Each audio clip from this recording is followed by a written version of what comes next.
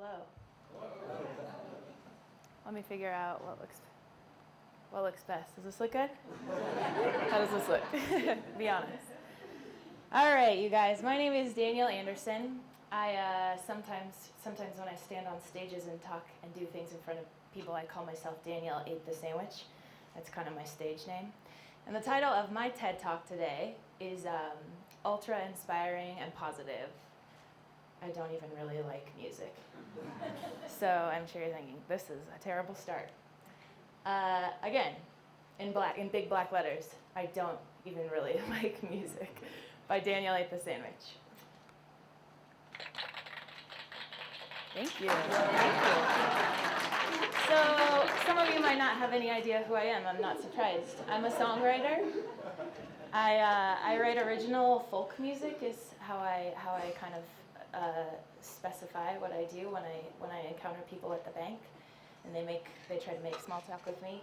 I say I'm a folk musician. I write original music on the guitar and the ukulele, and I perform these songs. I'm a performer. I perform a lot around Colorado and nationally, and I actually got my start here in Fort Collins at Avo's open mic nights.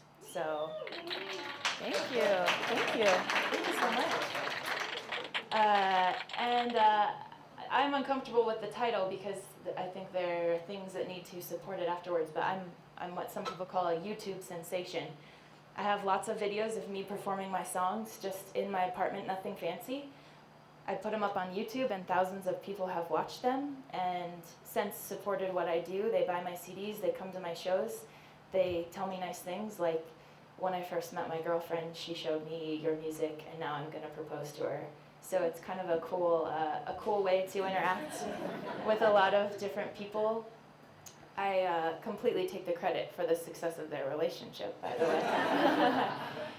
And so I've got some things under my belt, but I know I'm here to inspire you today at TED. I don't know a lot about TED, but I know that it's a lot of smart people sharing a lot of great stories about who they are and what they do, and I don't really own to my successes very easily. I kind of feel uncomfortable. I do a joke where I'm like, aren't I fabulous? But I'm actually kind of insecure and I feel very small. So what I've given you as a peace offering is this unicorn, because what inspires people more than unicorns, especially in today's economy, you know what I mean? We're really searching for anything with a beacon of hope. And I particularly like the shine at the top of his horn. That's how you know this unicorn is particularly inspiring. Again, I'm not really sure how to inspire people. I don't own well to that title. I did have a slide that I removed due to editing that was a picture of Santa Claus, and it said, inspiration is something that Santa Claus does. And I would never compare myself to Santa Claus, you know what I mean? Anyway. I don't know how to inspire people, I only know how to be me, and I think I'm learning as I get older and I do this longer that's inspiring to people, to just be yourself. And I am a pessimistic and negative person, and I really highlight the bad about myself before I highlight the good. So let's discuss some of the bad things about myself. I'm pessimistic, I don't even really like music. I'm negative, I don't even really like music. I second guess myself. I'm up here going, what am I doing? These people hate me. I was like, can you even hear it? I don't know. I watch romantic comedies all alone on Saturday nights. I do it a lot, guys. I don't have much of a social life. I tend to stay indoors. And I don't even really like music. And I'm sure you're thinking, what is she talking about? She has to like music in some way, because it's what I do for my job. It's what I kind of do to express myself. And what I mean by it is, I wasn't raised in a house of music. I wasn't raised in a bad house. This might sound really negative and bad. I don't know a lot of facts about the Beatles. If you come in and talk to me about instruments and theory, I'll get bored very soon. I like music enough, but I don't really like music. Do you know what I mean? Is that making sense? Like, I like it, but I don't really like it. You know what I mean? Like, there are musicians in this world who like eat, sleep, and breathe it. They love it. They can't get enough of it. And for me, it's like, I like it all right. It's like you're the cousin that you haven't seen in a few years, they got kind of tall, and they have weird teeth, and you're like, he's all right. He's all right. Cousin Barry. Cousin Barry. Thank you. Wow, these jokes are going over so well today. Anyway, again, I was raised normal a little bit about my upbringing. I was raised normal. I had great, nice parents. They encouraged me to do normal things like sports, which wasn't for me. Took piano lessons, which I did a fair amount of. I got my stickers and candy at the end of every lesson. I did normal things. I didn't have the guts to audition for the school play. I was never the star. I hardly ever tried out for solos. And if I did it thinking, I'm never going to get this. I'm not meant to be the one who's standing alone out of the group. And so I recently saw the Katy Perry movie in theaters, and she says that she told her mom when she was 9 that she wanted to be a singer. I never told my mom when I was 9 that I wanted to be anything, because I think from a very young age I was pessimistic and kind of realistic.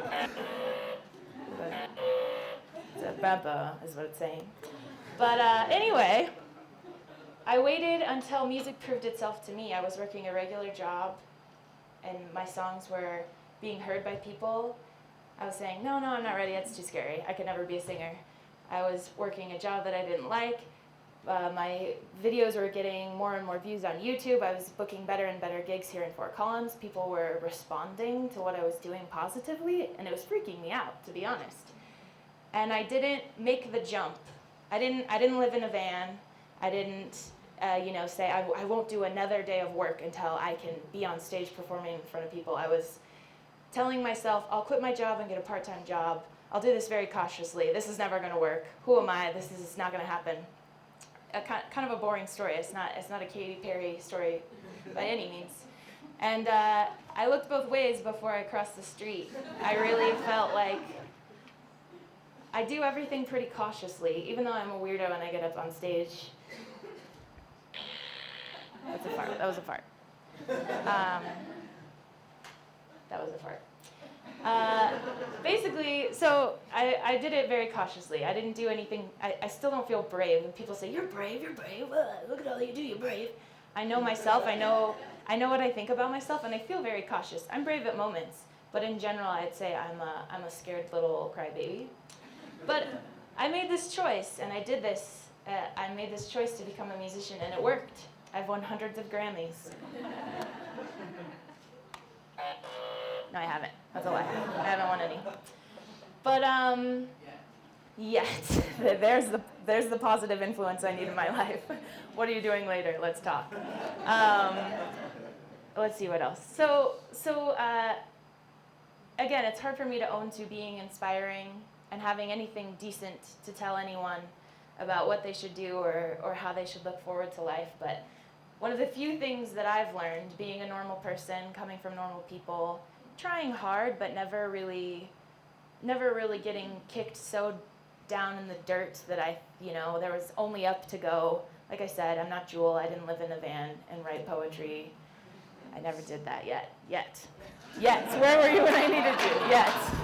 It could happen any day. So the bit of inspiration I'm going to try to give you is normal people who do their best can do something very big. If you ever feel not extraordinary or kind of like not special enough, I think that's bull crap, because anybody can be special and anybody can go for it if they try and want it, or if it's meant to happen to them. Anyway, thank you. Wow, you really got the point. A few more things before I go, just to end on a happy note. We've got some more unicorns. That is me writing The Beautiful Princess. That's me. We took this, it was a kind of an intensive photo shoot, but yeah, I just kind of threw something together. I threw on an old gown. This is a nice one, a little pond, for those of you river lovers. And, oops, I forgot this one. This is nice for the glamour girls out there. I know there are a few of you. So that's my speech. Thanks for being nice to me. XOXO, Danielle Ate the Sandwich.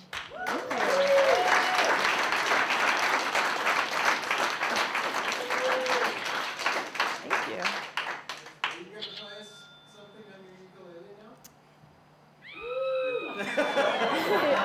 Yeah, I can. I brought it. I didn't. really know how to work it, but I feel like maybe I should I do that? How's my time? Yeah, you got time. Okay. All right.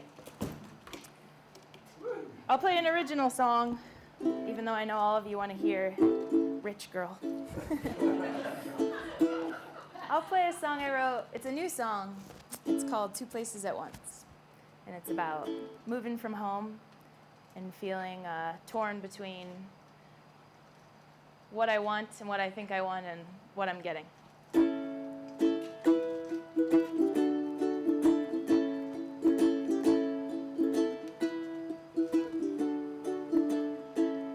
I'm a fool to be sitting alone in the evening. I'm a fool to be singing the blues. I'm a fool to be trying to be not like my mother, who was trying to not be like hers. It's a circle, it's a habit, it's a roundabout bath ring, and we're trying to scrub at this scum. And in life I am finding that it's best to keep trying, 'cause baby, it's not done till it's done.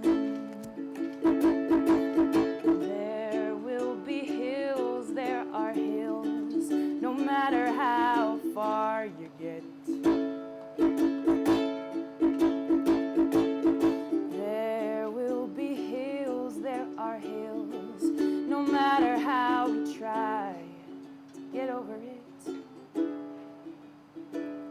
And the truth is in a book smashed inside some kid's locker, and a physicist is making it so. And since the physical laws of science constrain me, I can't be two places at once. There will be hills, there are hills, no matter how far you get.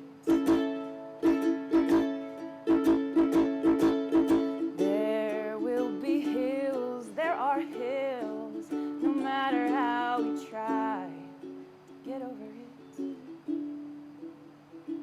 So to my mother, my sister, and all who once knew me, I am here now, but soon I'll be gone. Let me think of the words really quick.